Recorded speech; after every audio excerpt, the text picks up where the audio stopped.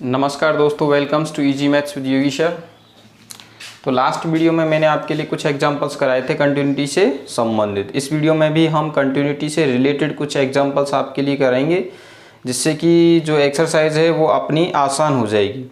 तो मैं उम्मीद करता हूँ कि आपने चैनल को सब्सक्राइब कर लिया होगा, और नहीं किया है तो चैनल को सब्सक्राइब कर लो और अपने जितने भी फ्रेंड हैं उनके लिए भी बताएँ, ठीक है ना। तो अब हम शुरुआत करते हैं इस वीडियो की एग्जाम्पल नंबर 6 के साथ। यदि फलन f(x) इज इक्वल टू इतना अंतराल 4, 6 क्लोज इंटरवल, कैसा अंतराल है यहाँ पे, क्लोज्ड इंटरवल यानी कि समृत अंतराल है। समृत अंतराल 4, 6 में संतत हो तो a तथा b का मान हमें ज्ञात करना है। तो एक तो देखो, इस क्वेश्चन को अपन डायरेक्ट भी कर सकते हैं। इस प्रकार के question first grade, second grade, IIT, JEE या फिर NDA एयरफोर्स इस टाइप में इस प्रकार के एग्जाम्स में आते रहते हैं। इनमें क्या ए और बी की वैल्यू फाइंड आउट करवाता है, वो ए और बी की वैल्यू फाइंड आउट कर पाता है। तो इसको अपन को 12th की तरह नहीं करना। जैसे 12th की तरह करेंगे तो क्या है, बहुत टाइम लगता है। कंपटीशन में जब इस प्रकार का क्वेश्चन आता है ना, तो आपको ऐसे देखना है, भाई ये क्लोज इंटरवल 4 to 6 में कंटिन्यूस है। इट मीन्स इस इंटरवल के प्रत्येक बिंदु पर ये क्या होगा, कंटिन्यूस होगा। इट मीन्स 4 और 6 पर भी क्या होगा, कंटिन्यूस होगा। तो 4 पर कंटिन्यूटी की कंडीशन लगा दो और 6 पर कंटिन्यूटी की कंडीशन लगा दो। भाई यहाँ पर हमारे पास दो अननोन संख्या हैं, दो अननोन राशियां हैं ए और बी, जिनका मान मतलब दो राशियों का मान हमें फाइंड आउट करना है। तो कम से कम दो समीकरण तो चाहिए। तो एक समीकरण तो आप 4 पर कंटिन्यूटी से बना लेंगे और एक समीकरण 6 पर कंटिन्यूटी से बना लेंगे।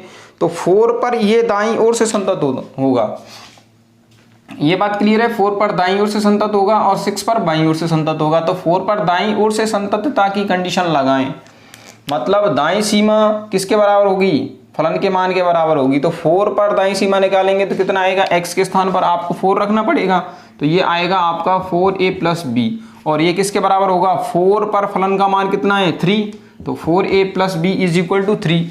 इसी प्रकार 6 पर कंटिन्यूटी की कंडीशन लगाएं। भाई 6 पर बाईं ओर से संतत है, 6 पर बाईं ओर से संतत है, तो 6 पर बाईं सीमा कितनी आएगी, यहाँ x के स्थान पर आपको 6 रिप्लेस करना पड़ेगा। वो तो 6 से को रिप्लेस करेंगे तो 6a + b आएगा। कितना आएगा, 6a + b।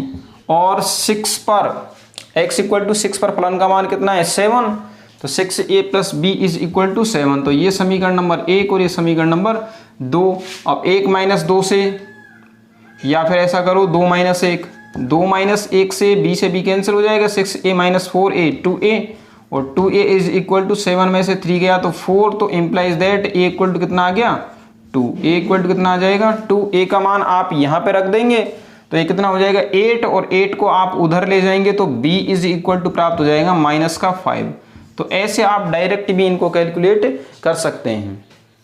इस टाइप के क्वेश्चन आते रहते हैं सेकंड ग्रेड में, फर्स्ट ग्रेड में, या फिर NDA एयरफोर्स, ठीक है। तो इनको बहुत जल्दी आप इनको सॉल्व कर सकते हैं। अब मैं आपको 12th के मेथड से कराऊंगा, 12th क्लास में आपको, या 12th बोर्ड एग्जाम में आपको किस प्रकार से क्वेश्चन को करना है। तो ये बात तो आपकी समझ में आ गई होगी कि भाई जब इंटरवल में ये कंटिन्यूस दिया हुआ है तो इंटरवल के प्रत्येक बिंदु पर क्या होगा, कंटिन्यूस, अर्थात 4 पर दाईं ओर से कंटिन्यूस होगा और 6 पर बाईं ओर से कंटिन्यूस होगा। तो इसके लिए हमें 4 पर फलन का मान ज्ञात करना पड़ेगा और 4 पर दाईं सीमा ज्ञात करनी पड़ेगी। सॉल्यूशन, x = 4 पर फलन का मान f4 = 3। डेफिनेशन से भाई कंडीशन x = 4 की कंडीशन, f(x) का मान कितना है, 3 है, x = 4 पर, और x = 4 पर दाईं सीमा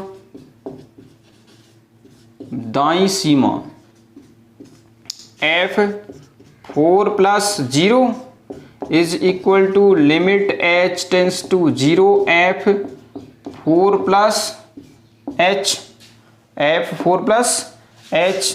इसके लिए फलन किस प्रकार से परिभाषित है, भाई x पर आप दाईं सीमा ज्ञात कर रहे हैं, तो दाईं सीमा ज्ञात कर रहे हैं। इट मीन्स x का मान 4 से क्या लेना पड़ेगा हमें, ग्रेटर देन, और x का मान 4 से ग्रेटर देन सेकंड कंडीशन में। और सेकंड कंडीशन के लिए फलन किस प्रकार से परिभाषित है, ax + बी प्रकार से। तो यहाँ पे आपको x के स्थान पर 4 प्लस एच लिखना होगा, तो a into 4 plus h plus b. अब इसमें लिमिट लगाओ, तो लिमिट लगाएंगे तो h के स्थान पर तो 0 आ जाएगा, a into 4 plus 0 plus b implies that 4a plus b. तो दाईं सीमा का मान कितना आ गया, 4a प्लस बी। अब चूंकि फलन close interval a b, close interval a b नहीं, क्लोज इंटरवल 4 to 6 में कंटिन्यूस है, में संतत है, इसलिए x इक्वल टू 4 पर दाईं ओर से संतत होगा, दाईं ओर से संतत होगा। वो मैंने आपको डेफिनेशन लिखाई थी कि क्लोज इंटरवल में कैसे संतत होता है। क्लोज इंटरवल में संततता की डेफिनेशन आपके लिए लिखाई है, बाउंड्री पॉइंट पर, लेफ्ट बाउंड्री पॉइंट पर दाईं ओर से संतत होता है और राइट बाउंड्री पॉइंट पर बाईं ओर से संतत होता है। तो x इक्वल टू 4 पर दाईं ओर संतत होगा, इम्प्लाइज दैट अपन ऐसे कह सकते हैं कि दाईं सीमा फलन के मान के बराबर होगी, इम्प्लाइज दैट f4 प्लस 0 यानी कि दाईं सीमा इज इक्वल टू फलन के मान के बराबर, किस पर, 4 पर फलन के मान के बराबर होगी। इम्प्लाइज दैट ऐसे कह सकते हैं कि 4a प्लस b का मान कितना आएगा, 3। 4a plus b is equal to 3 और ये दे देना समीकरण नंबर 1। ये समीकरण नंबर 1 प्राप्त हो गया। अब इधर देखिए, x इज इक्वल टू 6 पर फलन का मान, x इज इक्वल टू 6 पर फलन का मान f6, परिभाषा से x equal to 6 third condition में, और थर्ड कंडीशन के लिए फलन का मान कितना है, 7, तो f6 इज इक्वल टू 7। अब x इज इक्वल टू 6 पर बाईं सीमा, फलन की बाईं सीमा यानी कि f6 minus 0 is equal to limit h tends to 0 f6 minus h।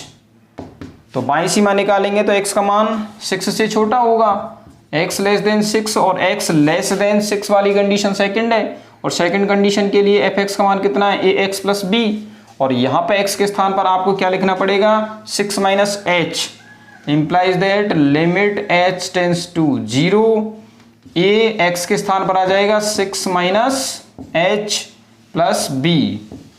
अब इसमें लिमिट लगाओ, लिमिट लगाएंगे तो यहाँ पे 0, तो a into 6 minus 0 plus b implies that 6a plus b। अब चूंकि फलन क्लोज इंटरवल 4 to 6 में संतत है, इसलिए x इक्वल टू 6 पर वो बाईं ओर से, x इक्वल टू 6 पर बाईं ओर से संतत होगा, ओर से संतत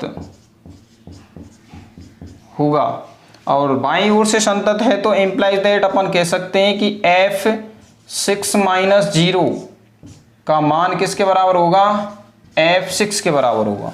f6 माइनस 0 का मान किसके बराबर होगा, f6 के बराबर होगा। मैं इसको यहाँ पे लिख रहा हूँ, ठीक है ना, स्पेस नहीं बचा है हमारे पास। तो f6 माइनस 0 का मान कितना आया, 6a plus b, implies that 6a plus b is equal to f6, और f6 का मान कितना आया है, 7। तो 6a plus b is equal to 7, समीकरण नंबर 2। अब ऐसा करते हैं, समीकरण 2 में से समीकरण 1 को माइनस कर देते हैं। समीकरण 2 में से समीकरण 1 को माइनस करेंगे तो b से b कैंसिल हो जाएगा, और 6a में से 4a, ऐसा करो, समीकरण 2 में से 1 को घटाने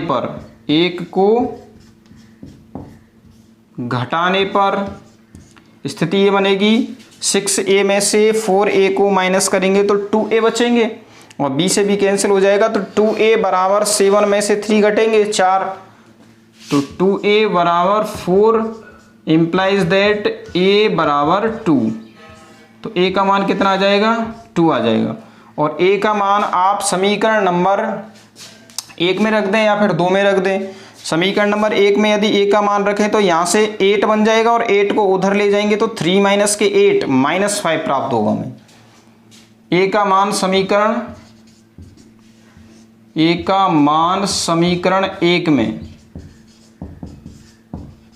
1 में रखने पर b इज इक्वल टू मिल जाएगा हमें -5। इस प्रकार हमें a और b की वैल्यू फाइंड हो जाएगी। ठीक है ना। लिखिए, आसान क्वेश्चन था और इम्पोर्टेंट क्वेश्चन भी है। इस टाइप का क्वेश्चन आता रहता है एग्जाम्स में भी, बोर्ड एग्जाम की दृष्टि से भी इम्पोर्टेंट है और कंपटीशन की दृष्टि से भी इम्पोर्टेंट है। और कंपटीशन के लिए मैंने आपको साइड में वो बता दिया है, इस टाइप से आपको ये सॉल्व करना है, बहुत ही शॉर्ट सॉल्व करना है।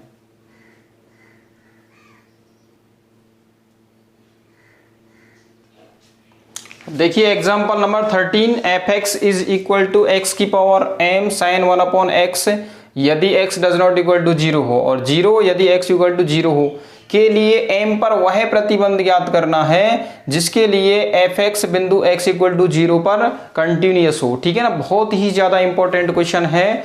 First grade, second grade, NDA, air force और आईआईटी, इनमें क्या ये आया हुआ है पहले भी काफी बार। फर्स्ट ग्रेड, सेकंड ग्रेड में ये क्वेश्चन आ चुका है। ठीक है ना। तो इसमें आंसर तो इसका पहले ही सबको पता है और याद भी करना है आपको। m ग्रेटर देन 0 आती है, इसके लिए कंडीशन क्या आती है? m ग्रेटर देन 0 आती है। और यही क्वेश्चन यदि अवकलनीयता में होता, आगे अवकलनीयता मैं आपको पढ़ाऊंगा डिफरेंशिएबिलिटी, और डिफरेंशिएबिलिटी में जब ये क्वेश्चन आएगा तो वहां आपको कंडीशन मिलेगी m ग्रेटर देन 1। कौन सी मिलेगी? m ग्रेटर देन 1 कंडीशन मिलेगी। तो ये दोनों कंडीशन आपको याद करनी होती हैं। ठीक है, वो साइड में मैंने पहले ही आपको लिखा दिए और कैसे आएंगी कंडीशन वो मैं आपको बताऊंगा। उससे पहले हम सबसे पहले ये समझेंगे कि जैसे लिमिट h टेंस टू 0 है, लिमिट h टेंस टू 0 है और यहां पर मैंने ले लिया h की पावर m-1। क्या ले लिया? h की पावर m-1 ले लिया। अब इसका मान, अब देखो यदि मैं m ग्रेटर देन 1 लेता हूं, कौन सी कंडीशन लेता हूं? m ग्रेटर देन 1, यानी कि सपोज करो मैंने m का मान 2 ले लिया। कितना ले लिया? 2 ले लिया। तो फिर ये किस में कन्वर्ट हो जाएगा? Limit h tends to 0, m का मान यहाँ पे 2 रखो और 2 - 1 करेंगे तो h की पावर आएगा 1। अब इसमें आप लिमिट लगाएंगे तो overall limit h tends to 0, h की पावर m-1 का मान कितना आ जाएगा? 0 आ जाएगा। ठीक है ना। कहने का मतलब यह है कि यदि h की घातें, h की पावर धनात्मक हो, h की पावर क्या हो? धनात्मक हो, तो फिर limit h tends to 0, h की पावर m-1 का मान 0 आता है। लेकिन यदि हम m लेस देन 1 ले लें, m लेस देन 1, ये तो कंडीशन फर्स्ट थी और ये कंडीशन सेकंड है। यदि हम m लेस देन 1 लेते हैं तो उस स्थिति में सपोज करो मैंने m का मान ले लिया -1, लेस देन 1 है, m इक्वल टू -1 ले लिया और m equal to -1 less than 1 है। उस स्थिति में limit h tends to 0, h की घात अब कितनी होगी? m इक्वल टू -1 ले लिया तो -1 और -1 -2। इट मीन्स इसको मैं ऐसे लिख सकता हूं, limit h tends to 0 1/h²। भाई नीचे ये -2 वाली पावर है, नीचे जाएगी तो धनात्मक हो जाएगी, पॉजिटिव हो जाएगी। अब इसमें आप लिमिट लगाएंगे तो 1/0 वाली कंडीशन बनेगी जो कि इन्फिनिटी के लिए टेंड्स करेगा, मतलब इन्फिनिटी की ओर अग्रसर हो जाएगा, अर्थात इसकी वैल्यू क्या प्राप्त होगी हमें? इन्फिनिटी। इसका मतलब क्या है? ओवरऑल हमने यहां से यह निष्कर्ष निकाला कि यदि जैसे लिमिट h टेंस टू 0 हो, लिमिट क्या हो? h टेंस टू 0 हो और h की पावर धनात्मक हो तब तो उसका मान आएगा 0, और यदि h की पावर ऋणात्मक हो, जैसे यहां पे ऋणात्मक है, तब उसका मान क्या आएगा? इन्फिनिटी। तो ये बात आपको ध्यान में रखनी है। अब हम आगे बढ़ेंगे क्वेश्चन की तरफ। अब क्वेश्चन को देखो भाई, तो इसको साइड में पहले ही इधर से, अब देखो क्वेश्चन की बात करते हैं। ठीक है ना। आसान क्वेश्चन है। ये कह रहा है कि m पर वह प्रतिबंध ज्ञात कीजिए ताकि fx बिंदु x इक्वल टू 0 पर संतत है। हमें x इक्वल टू 0 पर संतत दिखाना है। क्या करना है, हमें संतत दिखाना है और उसके लिए हमें m की कंडीशन प्राप्त करनी है कि m के किस मान के लिए या किन मानों के लिए ये वाला फलन x इक्वल टू 0 पर संतत है। तो अब जब x इक्वल टू 0 पर संतत दिखा रहे हैं तो सबसे पहले x इक्वल टू 0 पर हमें फलन का मान प्राप्त करना होगा। तो x इक्वल टू 0 पर फलन का मान f0, या फिर मैं इसको नीचे लिख देता हूं, फलन का मान f0 is equal to 0। Condition से देखो x इक्वल टू 0 पर फलन का मान कितना है, 0 है। अब देखो x इक्वल टू 0 पर फलन की बाईं सीमा, x इक्वल टू 0 पर फलन की बाईं सीमा, तो बाईं सीमा की बात करें तो f0 minus 0 is equal to limit h tends to 0 f0 minus h implies that limit h tends to 0। अब हमें देखो बाई सीमा निकाल रहे, तो बाई सीमा के लिए फलन कौन सा होगा, ये वाला, क्योंकि बाई सीमा के लिए x लेस देन 0 होता है और x लेस देन 0 इस कंडीशन में है। x does not equal to 0 it means x less than 0 होगा या फिर x ग्रेटर देन 0 होगा। तो बाई सीमा और दाई सीमा दोनों के लिए ये वाला फलन है, इस वाले फलन को हम काम में लेंगे। तो यहाँ पे अब हमें x के स्थान पर माइनस h रखना होगा, तो माइनस h मैंने ये रख दिया और माइनस h की power m sine 1 upon minus h। यहां तक आपको कोई प्रॉब्लम नहीं है, ठीक है ना। Implies that limit h tends to 0, यहां से माइनस बाहर आ जाएगा तो मैं इसको लिख दूं माइनस और माइनस h की power m sine 1 upon h। Minus कैसे बाहर आ गया, क्योंकि साइन माइनस थीटा बराबर क्या होता है, माइनस के साइन थीटा, ठीक है।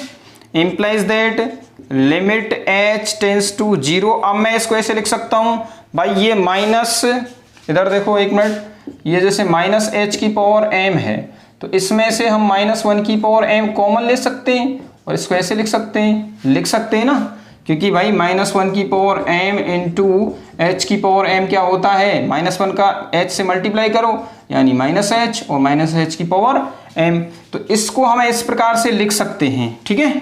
तो ये मैंने इसे लिख लिया माइनस 1 की पावर m, लेकिन एक माइनस यहां भी तो है, एक माइनस यहां भी है, यहां भी तो माइनस 1 है, यानी कि माइनस 1 की पावर 1 है यहाँ पे, और यहां से आई माइनस 1 की पावर m, तो ये ओवरऑल हो जाएगी माइनस 1 की पावर m प्लस 1, ठीक है, कोई प्रॉब्लम नहीं।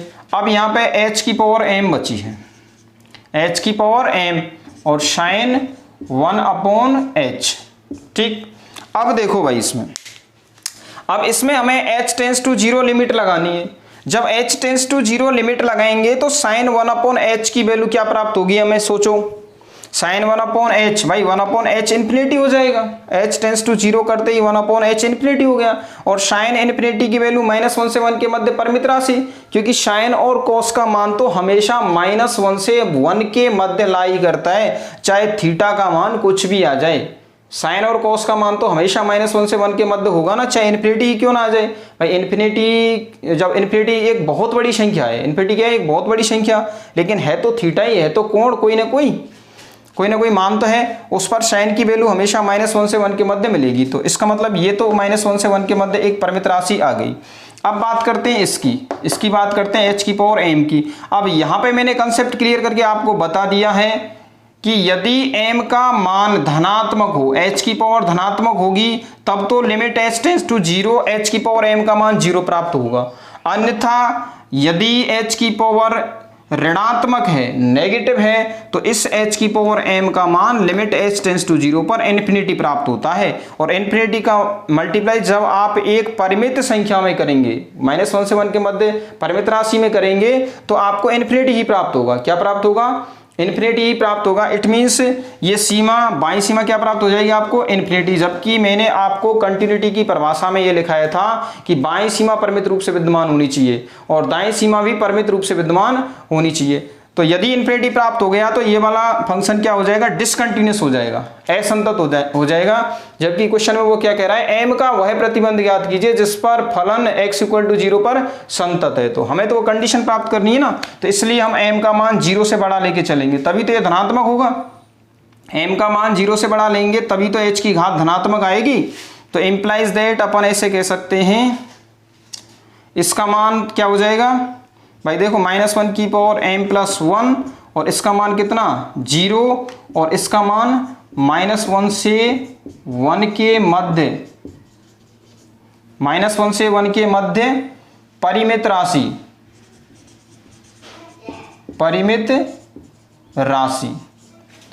अब ये जो 0 प्राप्त हुआ है वो किस कंडीशन के लिए प्राप्त हुआ है, जबकि या नीचे लिखना पड़ेगा आपको, जबकि m ग्रेटर देन 0 हो, m का मान ग्रेटर देन 0 लेंगे तभी limit h tends to 0, h की पावर m का मान कितना प्राप्त होगा, हमें 0 प्राप्त होगा। तो ओवरऑल ये प्राप्त हो जाएगा आपका 0।